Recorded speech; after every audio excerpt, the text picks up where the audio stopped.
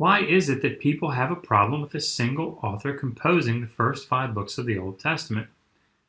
Is it because of religious or atheistic presuppositions?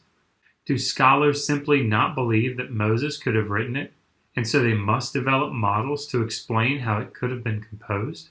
Although the way I formed those questions betrays my opinion on the matter, I will say that I have yet to meet a Hebrew Bible scholar who appears to be motivated in any way by some religious conviction against Mosaic authorship. Of course, I cannot read people's minds.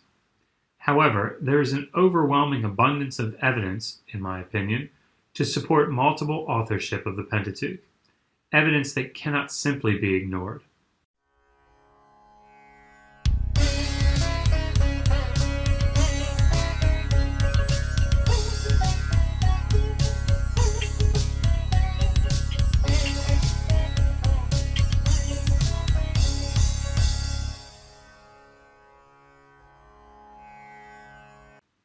Thus, even if certain scholars are in fact motivated by a personal religious or atheistic bias, again I have yet to see these, ridding oneself of this theological bias would in no way do away with the data that is in support of multiple authorship. Let's take a look at some of the features of the Pentateuch that indicate multiple authorship. I will be utilizing several sources, good one, right, in this discussion. They will be linked in the description below. There are things that immediately stand out to someone who reads through the book of Genesis, especially for the first time. First, one cannot help but notice that many stories seem to appear twice in the text. However one reconciles this and their ultimate interpretation of the text, there appears to be 2 creation stories in the first 2 chapters.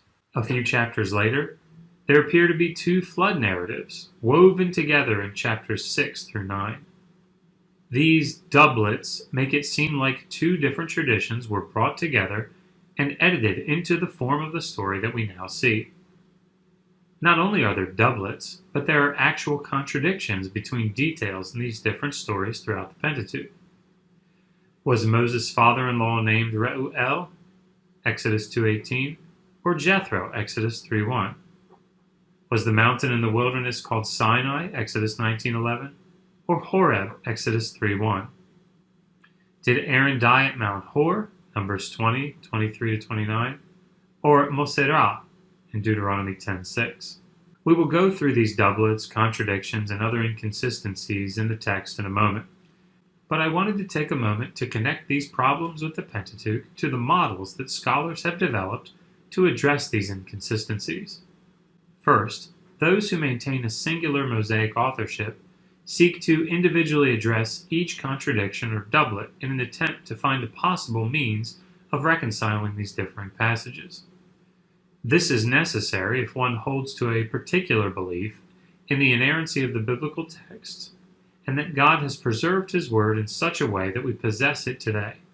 If the Pentateuch, and the Bible as a whole, is the divinely inspired, inerrant Word of God, and Moses authored these first 5 books, then these types of contradictions and doublets pose great difficulty for the interpreter.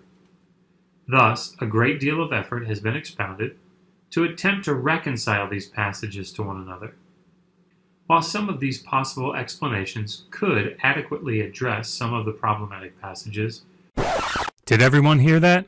Hello? Hello? Yes? No one is saying that none of these discrepancies, doublets, or contradictions can be resolved. People tend to hear only what they want to hear, so let's listen to it again just to make sure.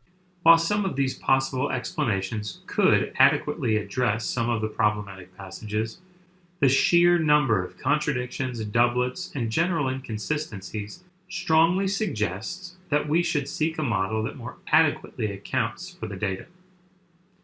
If we have 2 apparent flood stories in the same chapter that contradict one another in the details, we may be looking at 2 different flood traditions that were brought together into one narrative. Part of the study of the sources that stand behind the Pentateuch is seeing if there is continuity between the various strands that run through the text. In short, there are many doublets, contradictions, and inconsistencies in the Pentateuch that make it very difficult to adequately defend a single Mosaic authorship. We must look to other models to make sense of the data. Let's return to the specific problems that we find in the Pentateuch. We will begin with doublets, duplicating stories that are found in the text. Doublets, by nature, will contain contradictions, which we will specify in a later section. We have already mentioned the duplicated creation stories in Genesis 1 and 2, and the two flood stories that appear in Genesis 6 through 9. Now, without doing a complete analysis of this text, we should note a couple of things. First, in the P story, Noah is commanded to take 2 of every kind of animal into the ark, while in J, Noah is commanded to take 7 pairs of clean animals and 2 of unclean animals. In P, the flood lasted 150 days, while in J, the flood lasted 40 days. Bowen summarizes nicely the quintessential nature of this passage with respect to contradictions and doublets. Quote, "The standard example of this is the beginning of the flood story, in Genesis 6:17 through 7:5. In 6:17 to 22, God tells Noah that he is going to bring a flood and instructs him to bring into the ark 2 of each kind of animal. We are then told that Noah did so, just as God had commanded him, so he did. In 7:1 to 5, Yahweh tells Noah that he is going to bring a flood and instructs him to bring into the ark 2 of each unclean animal and 7 pairs of every clean animal. We are then told that Noah did just as Yahweh commanded him. The story thus presents the same events happening twice: God's announcement of the flood, instructions about the animals, and the fulfillment of those instructions by Noah, which marks it as a doublet. The story also tells us that, on the one hand, Noah is to bring 2 of every animal, and he does so, and on the other, he is to bring 2 of every unclean and 7 of every clean animal, and he does so. A glaring contradiction." End quote. Of course, Bowen and Collins are not the only ones to notice these doublets and contradictions. Please see the description of this video for a bibliography that you can use to serve a scholarly opinion on these issues. Returning to our analysis. Other clear doublets can be seen in the Pentateuch. It should be noted that Joel Bowen restricts the definition of doublet passages in this way. Quote, "2 passages must not only tell a similar story, but do so in a way that renders them mutually exclusive.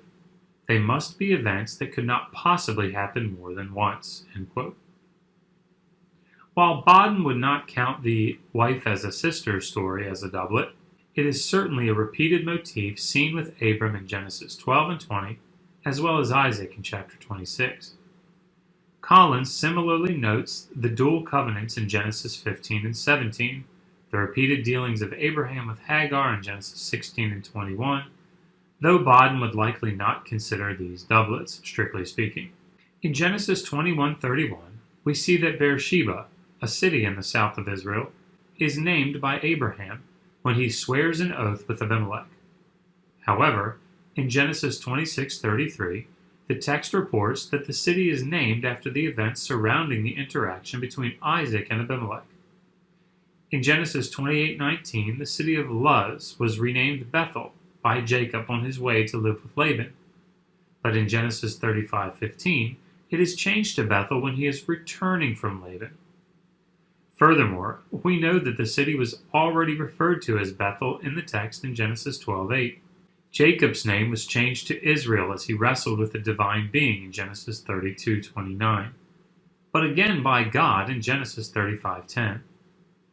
Finally, in Exodus 17, before arriving at the mountain, the people run out of water, and Moses strikes the rock, causing it to produce water. The name of the place is then changed to Massah and Meribah. However, in Numbers 20, after leaving the mountain, a similar event takes place at Meribah. Having viewed several examples of doublets in the Pentateuch, let's look at other contradictions that appear in the text. For a convenient collection of these contradictions and other literary difficulties, see Bowen's monograph in the description below.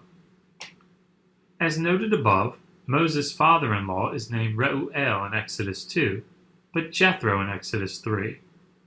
The mountain in the wilderness was called Sinai in Exodus 19, but Horeb in Exodus 3 and Deuteronomy 1. Aaron died either at Mount Hor in Numbers 20 or at Moserah in Deuteronomy 10. Was the world originally water, Genesis 1, or was it dry, Genesis 2? Were male and female created at the same time, Genesis 1:27? Or was woman created later, from the rib of the man, in Genesis 2:22? Was the creation of man done at the end of the creative process, Genesis 1, or at the end, Genesis 2? Other examples include the occasion of the assigning of duties to the Levites. In Numbers 3 and 4, it occurred after the descent from the mountain, but in Deuteronomy 10:8, it took place in the wilderness of Jotbah. We could ask, why was Moses not allowed to enter the Promised Land? Was it because of his actions at Meribah, as stated in Numbers 22-13, or because of the sins of the people, as in Deuteronomy 1:37-38? Just a couple more.